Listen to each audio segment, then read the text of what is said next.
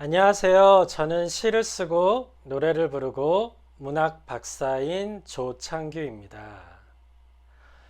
요즘 신춘문예 시즌이죠. 찬바람이 불고 낙엽이 떨어지는 이맘때쯤이면 많은 글 쓰시는 분들이 신춘문예 때문에 잠을 못 이룰 것 같습니다. 아무도 보지 않는 골방에서 혼자 글을 쓰시는 모든 습작생 여러분, 화이팅입니다. 오늘은 신춘문예만큼 좋은 문학상이 있어서 여러분들께 소개해드리기 위해 이 영상을 만들게 되었습니다.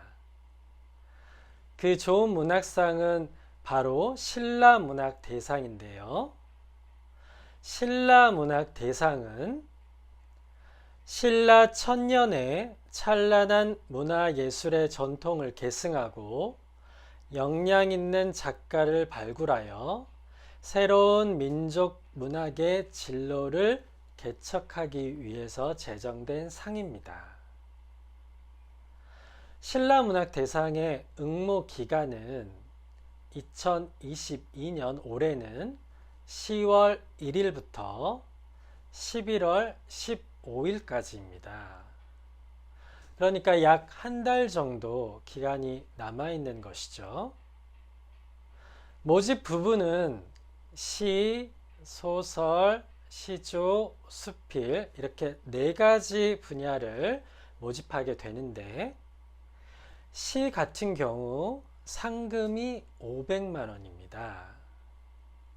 상금이 500만 원이면 동아일보 신춘문예나 조선일보 신춘문예 상금과 맞먹는 금액입니다. 그래서 신라문학대상은 이렇게 높은 상금과 또 권위가 있기 때문에 여러분들께서 많이 도전해 보시면 좋을 것 같습니다. 응모 자격은 신인 누구나 응모할 수 있고요. 응모 요령이랑 당선자 발표 및 기타 원고 접수에 관한 내용들은 제가 영상 더보기 설명란에 적어 놓을 테니까 읽어 보시고요. 또 궁금하신 것이 있으면 제가 또 이 문학상을 관할하는 그 부처의 전화번호도 같이 적어 놓을 테니까 그쪽으로 문의를 해보시면 좋겠습니다. 그래서 제가 신라문학대상 역대 수상 작품들을 읽어봤는데요. 제가 그 중에 한 작품이 매우 좋아서 여러분들께 소개해드리기 위해서 한 작품을 가지고 왔습니다. 그 작품은 어떤 작품이냐면 2019년 제31회 신라문학대상을 수상한 박윤우 선생님의 나는 발굴되고 있다라는 시입니다. 그래서 제가 이 시를 여러분들께 차근차근 하나하나씩 설명해 드릴 테니까 이 설명을 잘 들으시고 신라문학대상에 응모하기 위해서는 어떠한 팁들을 가지고 있어야 되는지를 자세히 파악하시고 적용해 보시기를 바라겠습니다. 그럼 제가 먼저 이 시를 낭독해 보도록 하겠습니다. 나는 발굴되고 있다. 방윤후. 화석처럼 유적처럼 몇 억 년 후의 눈빛이 샅샅이 훑고 있다. 캐릭터들이 화면에서 사실처럼 그려지듯 내 몸은 시뮬레이션 중. 얼굴 주름이 점점 사라지고 자라목이 펴지면서 화소로 온전히 박동하고 있다. 음악, 집, 자동차, 음식이 매장된 21세기 지층에서 표본으로 떠내는 누군가의 붓질, 멈칫멈칫 개통의 척추가 드러나고 있다. 지구 대멸종 전후 살았던 일생이 조사되고 세밀히 분석되는 중이다. 상아 없이 태어나는 코끼리, 긴 속눈썹의 태아들, 조류 곤충들의 돌출은 없었다. 처음 수천 년의 변화가 100년, 100년 20년, 10년이 불과 몇 달 그 가속에서 추정되는 대량의 인류. 편리는 문명을 채취하여 절멸로 이끌기도 한다. 머리카락, 혈은 7만으로 분류되어 1, 2초 후면 다운로드 된다. 일망타진되는 진화는 얼마나 덧없는가. 인공지능이 현생 생물을 대표할 때 완벽하게 복원되는 사람들이 무릎 꿇린 채 인터넷 공간에서 팝업창으로 분류되고 있다. 발굴 작업은 지쳐간다. 남은 생 끝까지 캐내기에는 가치가 없는 걸까? 생존이 도로 묻히고 있다. 나는 반쯤 드러났다 다시 덮인 퇴화된 방윤후. 그래서 제가 시의 전문을 낭독해 드렸는데요. 지금부터 한 문장 한 문장 자세하게 분석을 해 드릴 테니까 절대로 한눈 팔지 마시고 여기에 집중하시면 오늘 영상을 통해서 아주 놀라운 팁들을 아마 배워가실 겁니다. 첫 번째 문장, 화석처럼 유적처럼, 뭐뭐처럼 지급법이죠. 근데 여기서 아주 중요한 팁이 숨어 있어요. 제목이 나는 발굴되고 있단데 첫 문장이 화석처럼 유적처럼이에요. 시가 제목이 있고요. 그 다음에 밑에 첫 행이 있어요. 그래서 이 제목과 이 첫 행이 서로 구분돼서 나가는 경우가 많습니다. 그러니까 제목은 제목 따로, 물론 이 첫 행이 제목과 연계가 되어 있지만 이 첫 행이 별개로 독립되게 이 제목과 다르게 나가는 경우가 시가 많아요. 그런데 이 시에서는 나는 발굴되고 있다. 그 다음에 화석처럼 유적처럼 이렇게 함으로 인해서 이 제목과 이 첫 행이 하나의 문장으로 이어지는 듯한 느낌을 줍니다. 그래서 저는 이 첫 행을 굉장히 잘 시작했다고 봐요. 왜? 다른 사람들이 이렇게 안 쓰니까. 두 번째 문장. 몇 억 년 후에 눈빛이 샅샅이 훑고 있다. 여기서는 몇 억 년 후라는 게 중요해요. 이거는 좀 이따 밑에서 설명하겠습니다. 근데 몇 억 년 후에 눈빛이 샅샅이 훑고 있다. 뭘 훑고 있는 거죠? 제목을 보니까 나는 발굴되고 있다니까 몇 억 년 후에 눈빛이 나를 지금 훑어보고 있는 거죠. 그래서 이것도 굉장히 중요한 건데 시점을 변화시킨 거예요. 이 말이 무엇이냐면 2004년도 한국일보 신춘문예 당선작에 애현연 시인의 유적이라고 하는 시가 있어요. 그 시를 비롯해서 많은 시들이 내가 박물관에 가서 그 몇천 년 된 유적을 바라보는 시점이에요. 근데 이 시는 내가 유적을 바라보는 것이 아니라 내가 유적이 돼서 몇 억 년 후에 누군가가 나를 유적으로 바라보는 거예요. 즉, 내가 유적을 바라보는 것이 아니라 내가 유적이 돼서 누군가가 나를 바라보는 것으로 인해서 시점을 변화시킨 거예요. 즉, A에서 B로 생각하는 것을 B에서 A로 생각한 거죠. 그래서 이렇게 시에서는 이렇게 발상을 역용하는 것이 굉장히 효과적입니다. 그 다음 문장, 캐릭터들이 화면에서 사실처럼 그려지듯 내 몸은 시뮬레이션 중 이렇게 나와 있는데, 우리 박물관에 가보면 이렇게 그 유적에 대한 어떤 화면이나 스크린이 있잖아요. 그래서 그 화면이나 스크린에서 그 유적에 대한 어떤, 예를 들면 예전에 뭐 백제의 성이라든지 아니면 뭐 신라의 의복이라든지 그런 것들을 그 시뮬레이션 화면에서 그거를 보여주잖아요. 옛날에 백제의 성이 어떻게 그려졌고 어떻게 돼 있고 뭐 고구려나 신라의 의복이 어떻게 됐다라는 걸 그 컴퓨터 그래픽으로 보여주잖아요.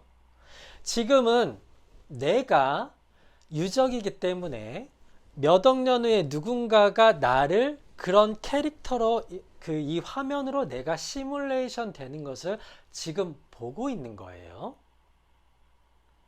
그래서 그 시뮬레이션 되는 과정이 뭐냐? 얼굴 주름이 점점 사라지고 자라목이 펴지면서 이게 지금 내가 시뮬레이션 되는 과정을 지금 화면으로 묘사해주고 있는 거예요. 그래서 이게 화소로 온전히 작동하고 있다 이렇게 이야기하고 있죠. 우리가 어떤 박물관에 가서 어떤 예를 들어서 옛날에 삼국시대에 살았던 그 인물이 시뮬레이션 돼서 나올 때 그 인물이 어떤 얼굴도 그려지고 젊었을 때 모습도 나오고 의복을 갖춘 모습도 나오고 이런 것들이 다 시뮬레이션 되잖아요. 지금은 바로 내 얼굴 주름과 자라목이 펴진다는 것을 시뮬레이션 해주고 있다는 것을 이렇게 보여주고 있습니다. 그 다음에 음악. 여기서 음악이 왜 나왔냐? 방윤우 선생님이 연세대학교 음악교육 석사를 취득하시고 전직 음악교사라서 그래요. 여기서 음악이 나온 이유는 이 시를 쓴 화자가 음악교사이기 때문에 내가 몇 억 년 후에 유적으로 발견되면 음악교사였으니까 당연히 음악이 발굴이 되겠죠. 그래서 이 음악이 들어간 거는 이 시하고 나를 아주 밀접하게 만들어주는 나의 삶을 드러내는 거예요. 만약에 선생님이 농사를 지셨다. 그럼 여기서 농업이나 농사가 들어가겠죠. 만약에 선생님이 여기서 장사를 하셨다. 그럼 여기에 장사가 들어가겠죠. 근데 방윤우 선생님은 음악을 하셨기 때문에 음악이 들어간 거예요.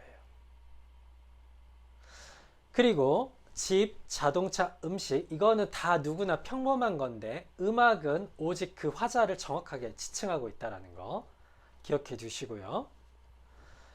21세기 지층에서 표본으로 떠내는 누군가의 붓질. 우리 오래된 유적들을 발굴할 때 이렇게 붓질 하잖아요. 마찬가지예요. 21세기 지층, 몇 억 년 후에 21세기를 보면 만약에 30세기나 50세기가 됐을 때 그때 그 미래의 시점에서 21세기를 보면 21세기가 굉장히 오래된 지층이 되겠죠. 그래서 그 50세기에 있는 사람들이 나를 발굴하기 위해서 붓질로 이렇게 나를 발굴하고 있는 거예요. 그리고 멈칫 계통의 척추가 드러나고 있다. 당연히 사람의 유골이 묻히면 척추가 드러나겠죠. 그쵸? 우리 어떤 유적지 발굴하면 거기서 유골 같은 게 나오면 뼈 같은 거 나오잖아요. 그래서 여기서는 척추가 드러나고 있다라고 이야기를 해주고 있고요. 그 다음 문장.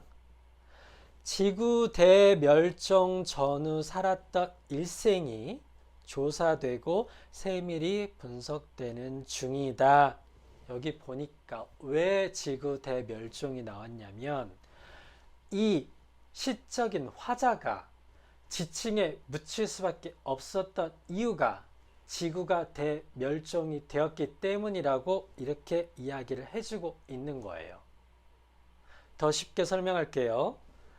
지구가 생긴 이후로 지금까지 약 5번의 멸종이 있었다고 해요. 첫 번째 멸종은 4억 4천만 년 전에 고생대 전기에 빙하기가 찾아오면서 지구가 멸망했다고 해요.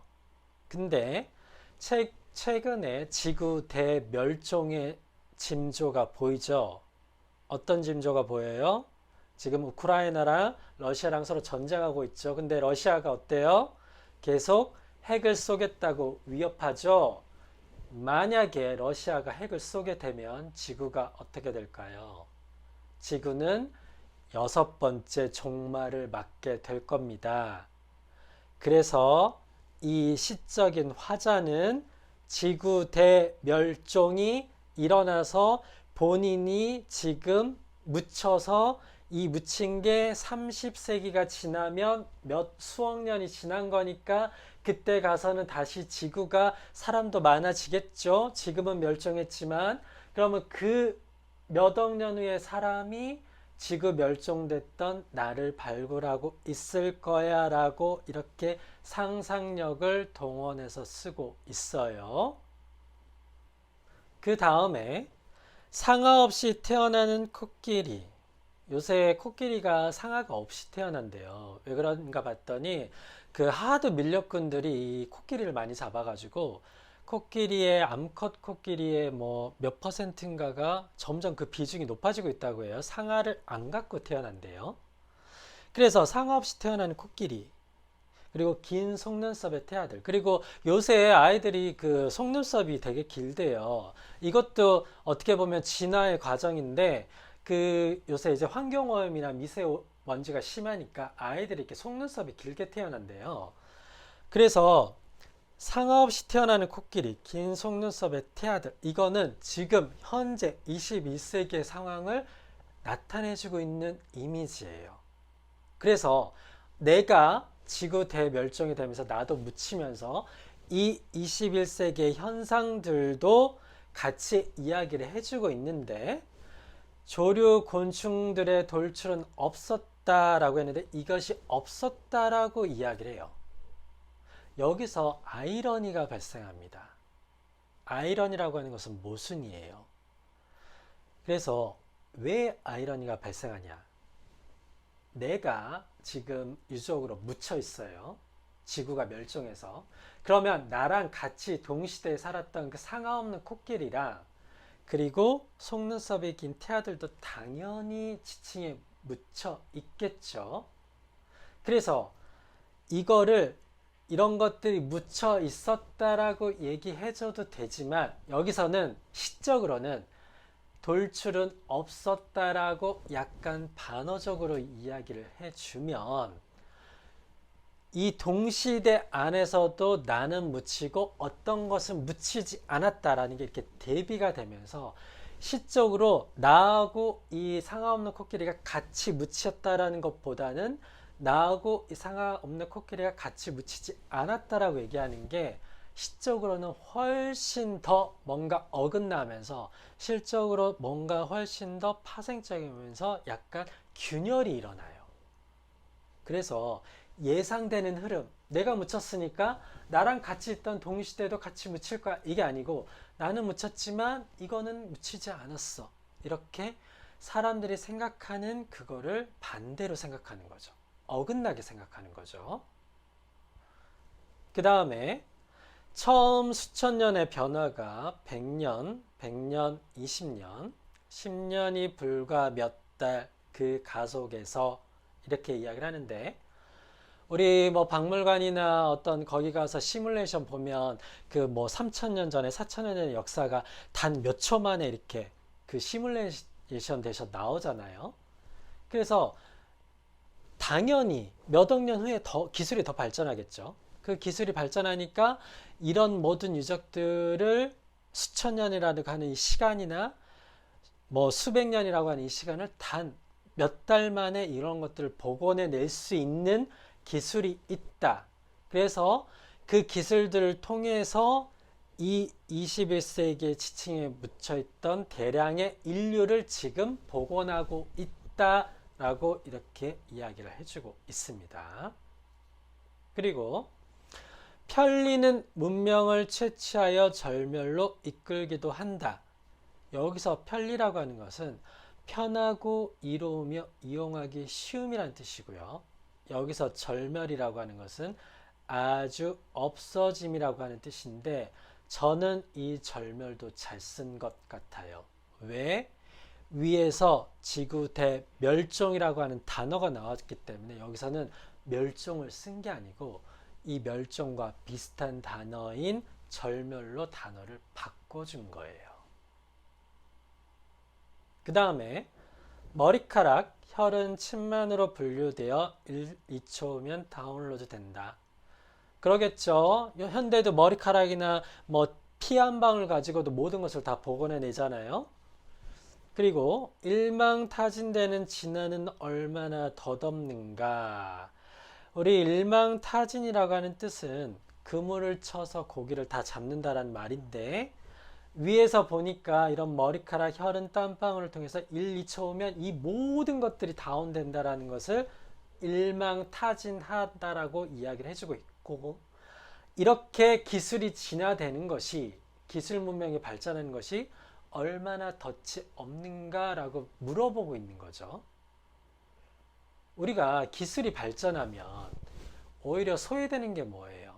인간의 가치가 소외되잖아요. 그쵸? 기술 문명이 발달하면 할수록 인간의 가치가 평가절하되잖아요. 인공지능이 만약에 미래의 세대의 거의 대부분을 차지하게 되면 일자리가 많이 없어지겠죠. 그만큼 인간에 대한 쓸모가 없어지는 거잖아요. 그래서 인공지능이 현생 생물을 대표할 때 당연히 이제 몇 억 년 후에 이제는 당연히 인공지능이 모든 그 생물들을 대표하는 게 되겠죠. 근데 그때 갔을 때 완벽하게 복원되는 사람들이 무릎 꿇린 채, 그러니까 사람들이 그 인공지능의 무릎을 꿇는 거예요. 이 말은 사람이 기계에 종속되는 것을 말합니다. 즉 기계 문명 하에서 인간의 가치가 쓸모없다라는 것을 이렇게 이야기해주고 있는 거예요. 그리고 인터넷 공간에서 팝업장으로 분류되고 있다. 인간이 이만큼 쓸모없는 존재가 된다는 거죠. 그 다음에 발굴 작업은 지쳐간다. 남은 생 끝까지 캐내기에는 가치가 없는 걸까? 생에 대한 가치를 묻고 있어요. 자기 존재에 대한 가치를 묻고 있어요. 인간 존재에 대한 가치를 묻고 있어요. 발굴이라는 게 뭐예요? 존재의 가치를 밝혀주는 거잖아요. 그쵸? 지층에 묻어 있는 거를 발굴해낸다는 것은 그 존재를 내가 의미를 밝혀주는 거잖아요. 그렇기 때문에 여기서는 발굴하는 과정 중에서 이 생이 캐내기까지 가치가 없는 걸까? 이렇게 그 가치에 대해서 묻고 있어요. 그 다음에 생존이 도로 묻히고 있다. 그래서 이 시적인 화자는 죽었지만 이 생존이 있다고 이제 보는데 이 생존이라고 하는 것이 도로 묻히고 있다. 그러니까 결국에는 이 지층에 묻혀 있는 게 결국에는 죽었지만 결국에 죽은 거죠. 근데 죽었지만 그것이 우리가 발굴해내면 그것이 생존에 있는 거잖아요. 그쵸? 그 자신 자체는 죽었지만 얘가 지층 속에 남아있는 것 자체가 생존에 있는 거잖아요. 그런데 이 생존이 도로 묻히고 있다라고 하면서 나는 반쯤 드러났다 다시 덮인다. 그러니까 나의 존재 가치가 막 발굴되고 있는데 이 기계 문명 하에서 나의 인간적인 가치가 과연 얼마나 될 것인가 생각해 봤더니 내 가치가 얼마 안 돼요. 왜? 인공지능이 대세니까.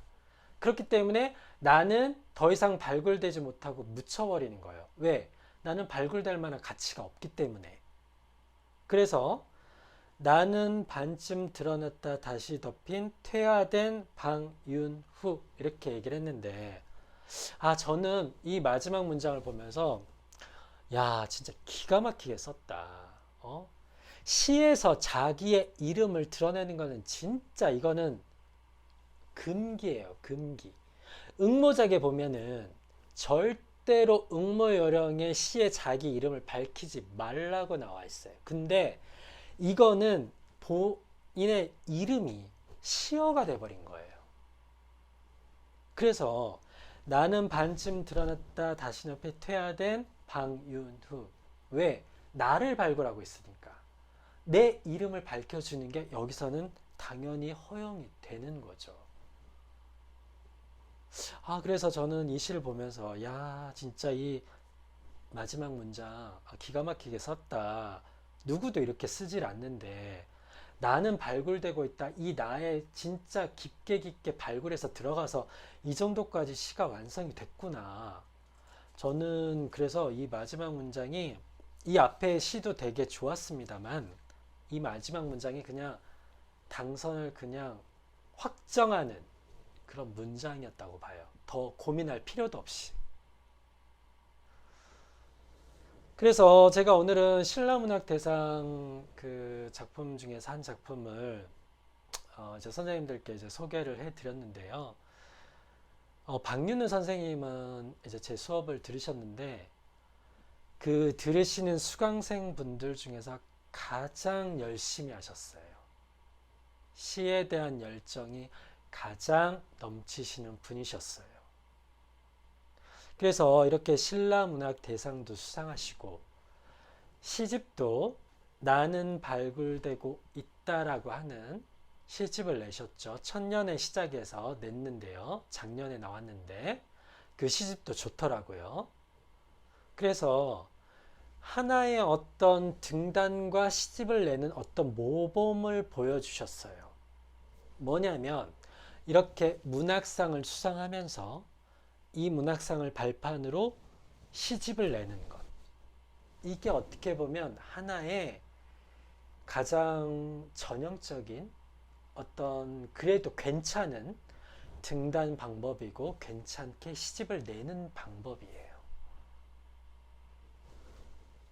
그래서 시는 정직합니다. 공평하고요. 그래서 내가 나의 시간과 노력과 성의를 보여주지 않으면 시도 나에게 자신을 주질 않아요. 내가 열심히 공부하고 열정적으로 시에 나의 모든 것을 바쳤을 때 그제서야 시가 나에게 찾아오는 것이지 내가 그러한 노력을 하지 않고 내가 어떤 좋은 결과를 바란다는 것은 정말 현실적으로 조언 드리자면 그런 일은 일어나지 않아요. 그래서 오늘은 박윤우 선생님의 나는 발굴되고 있다를 선생님들께 이제 설명드렸는데요. 오늘 영상을 통해서 많은 것들을 배워가셨으면 좋겠고요. 그리고 또 이제 이 신라문학대상이라든가 또 이제 연말에 신춘문예가 또 얼마 남지 않았으니까 이 기간 동안 진짜 나의 모든 것을 다해서 시에 쏟아붓는다라고 생각하시고 열심히 쓰시고 또 공부하시고 또 시를 읽으시고 그렇게 하루하루 시적인 하루를 사셨으면 좋겠습니다. 그럼 오늘 컨텐츠가 여러분들에게 큰 유익이 되었다면 구독과 좋아요, 알람 설정 해주시고요. 저는 다음 영상에서 또 유익한 컨텐츠로 여러분들을 찾아뵙도록 하겠습니다. 감사합니다.